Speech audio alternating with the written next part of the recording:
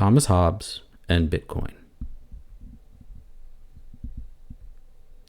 Thomas Hobbes was an English philosopher who was profoundly influenced by two major movements before his lifetime.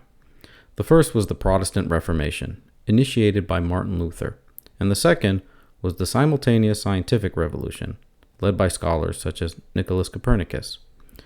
Prior to these movements, the Catholic Church closely controlled the production of knowledge, both on religious and non-religious subjects in Western Europe. As you can see from the map, Western Europe was almost exclusively Catholic, and the Catholic Church closely scrutinized, challenged, and destroyed any works they found contrary to the positions of the Catholic Church. This was in contrast to the Orthodox Christian and Islamic worlds, which were a bit more decentralized when it came to religious and scientific knowledge. Luther exposed the contradictions between the Catholic Church and the teachings of the Bible, while Copernicus and others challenged the Church's position on scientific matters with new evidence. The most notable was heliocentrism, i.e., the belief that the sun is the center of the universe. The Church believed in geocentrism, i.e., the earth was the center of the universe, a belief based not so much on the Bible, but on ancient Greek works written by Aristotle and others. However, it was strictly forbidden by the Church to reopen any question the Church deemed to have already been answered. The Church attempted to suppress these movements, but kings saw an opportunity in Protestantism to break away from the unwanted influence of the Pope on their kingdoms. Historically, popes could make things very difficult for the kings of Western Europe by challenging their policies and legitimacy and stationing hundreds of Catholic officials there to meddle in the population and collect tithes. Monarchies in several countries thus embraced Protestantism. The countries in green are those where rulers embraced it. Some of those countries, like England and Holland, consequently became havens for new scientific discoveries and theories.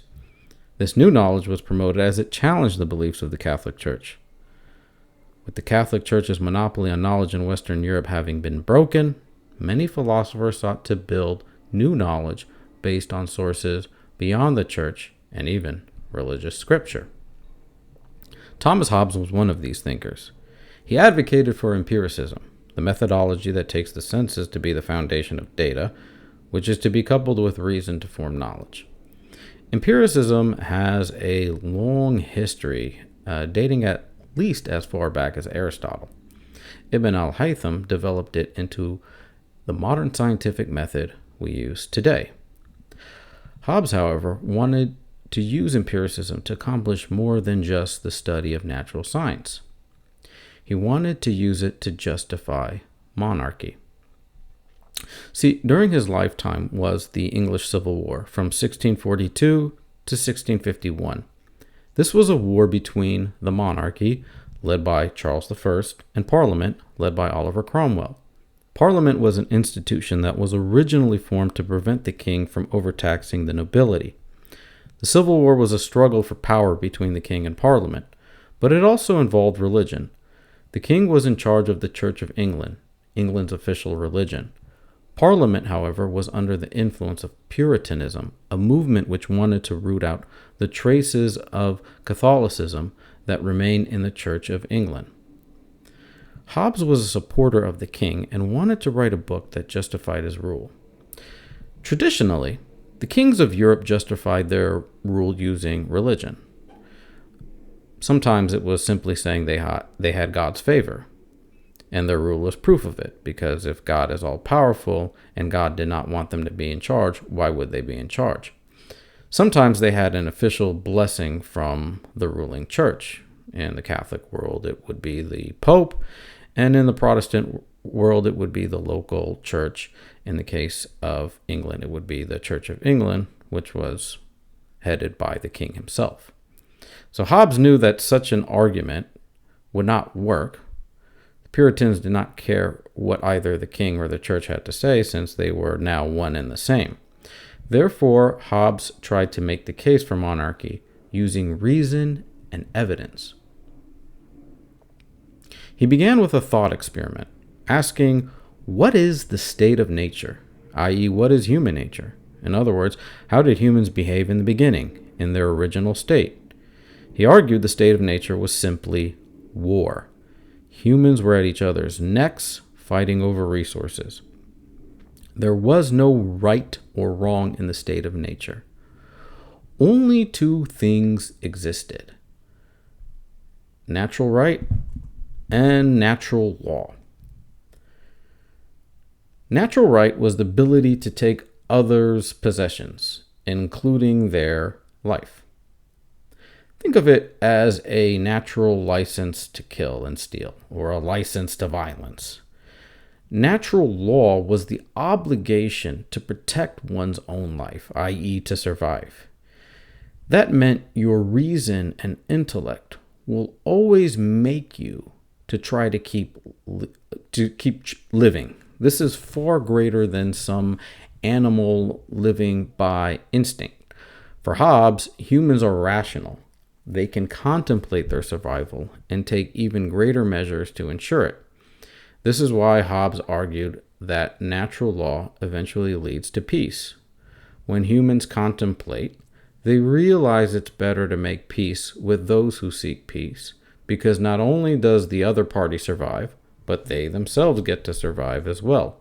He called this agreement for peace a social contract.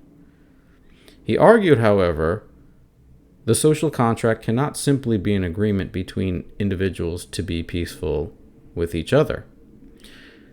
You cannot have a social contract while everyone maintains their natural right, their license to kill. It would fail and everything would return to a bloody chaos. People must hand over their natural right to one person or some sort of executive group. That way, now only one person or one entity has the right to harm them, rather than everybody. And a king will not want to harm them because they pay him taxes to protect them. The king needs them, and they need the king. Now, Hobbes believed this system was absolute and irreversible, meaning once people had a monarchy, they had to obey it. So even if you get some crazy king, you're not allowed to rebel, not only because you already gave up your natural right away, your license to violence, but also because rebellion would result in anarchy, whereby instead of having only one person who can cause you harm, the king, now you have thousands of people who can cause you harm. So for Hobbes, the king / the state gets the monopoly on violence. The state also gets a monopoly on other things that can cause division and potential conflict in the population, such as religion. Much of the English Civil War was fueled by religious disagreements and propaganda that Hobbes believed would never have happened had people recognized the king as having the final word on all religious matters. Hobbes also believed that the state should have a monopoly on money. He wrote, "The making of money, the regulating of coin, and of the measures and weights belong to the sovereign." So, Bitcoin would go fully against this position.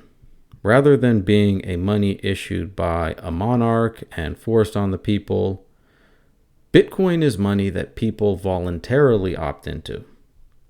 It doesn't belong to any king or country, and it is available to everyone.